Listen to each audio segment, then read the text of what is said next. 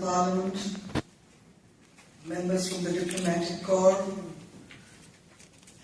the Honourable Deputy Governor of the State Bank of Uganda, and Madame Olive and honourable participants, and above all, our co-partners from IDB, Brother Abdul Qadir Chachi and Sister Rahman.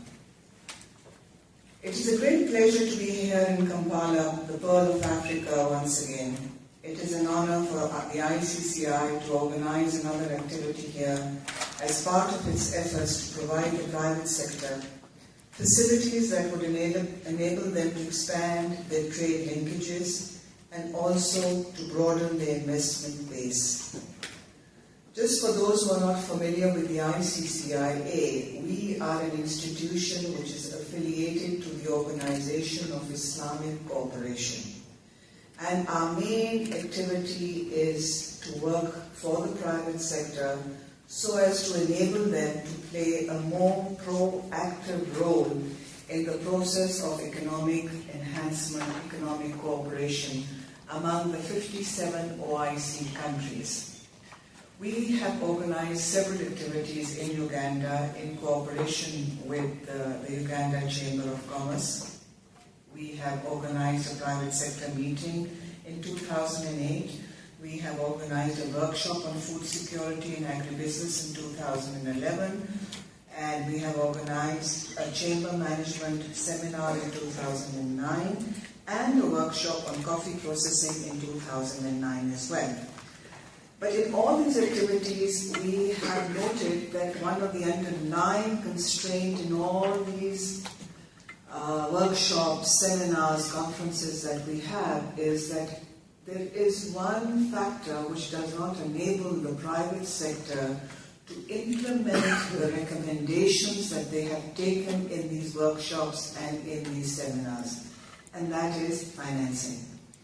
So we had a lot of discussion with Madame Olive, and she said that there is a need that we need to focus on a mechanism which would facilitate the financing mode for the private sector. And after a lot of discussion and study, it has also been noted that what is the easiest mode of financing which is private sector friendly, and that is Islamic banking. And this is very important for the SMEs because most of the economies of the OIC countries are based on small and medium enterprises. Hence, this is the background to the seminar which brings us here today. As a matter of fact, going back to one of our workshops which we held on coffee processing, I just want to mention that, we in the Islamic Chamber are doing our best, and whatever we are coming forth with in terms of recommendations, we are trying to implement them. So, we walk our talk, so to say. So it was in 2008, the President of Uganda, His Excellency Mr. Museveni, addressed our inaugural session. And during this inaugural session, he pointed out some very pertinent issues which the Islamic countries are facing. And that is that we are producing so much raw material, but unfortunately, we are not getting the full utility of the raw material. And he quoted an example from within Uganda, wherein he said, Uganda is a coffee processing country.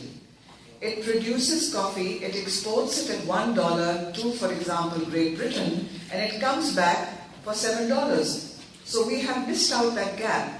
And that is because we do not ourselves have the technology or the know-how for addressing this gap, to address the manufacturing gap.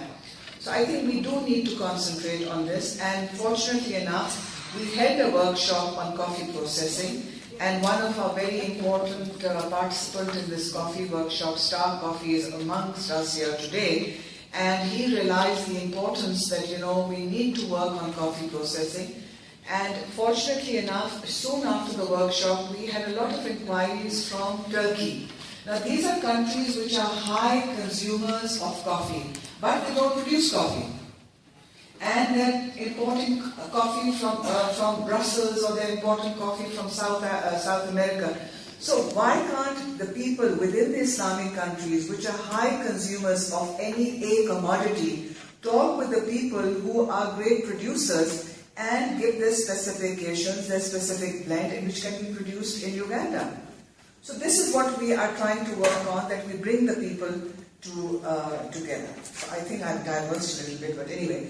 This seminar on Islamic banking is one of the another series of ICCIA to serve the private sector. The ICCI realizes the need of the private sector and thanks Madame Olive for this initiative, and of course the most important role played by the Islamic Research and Training Institute of the Islamic Development Bank. Through this platform, on behalf of our President, His Excellency Sheikh Saleh Kamil, I wish to convey our deep gratitude and thanks to the IDB Group for their all-time cooperation and support in supporting ICCIA and Uganda National Chamber to organize the seminar.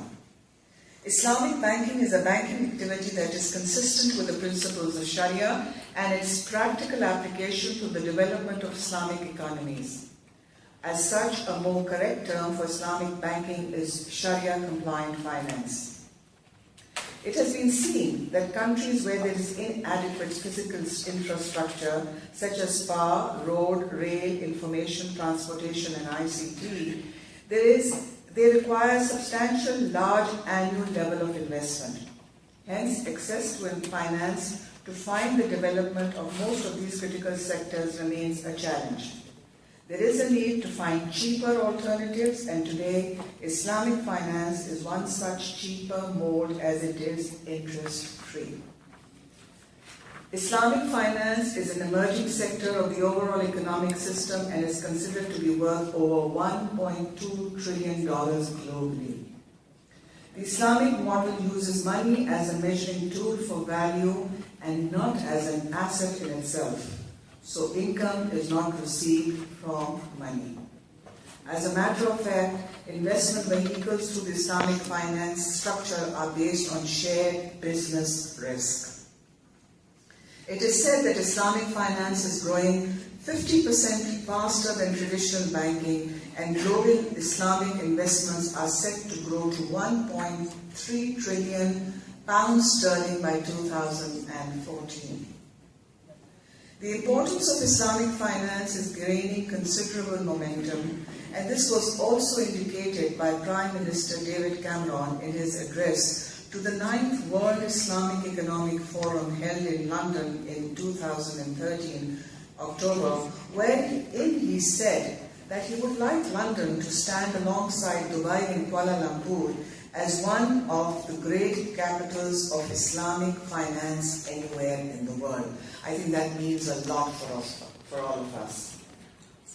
The eagerness for the foreign and local banks to offer Sharia-compliant banking is the result of the Muslim population in the region and their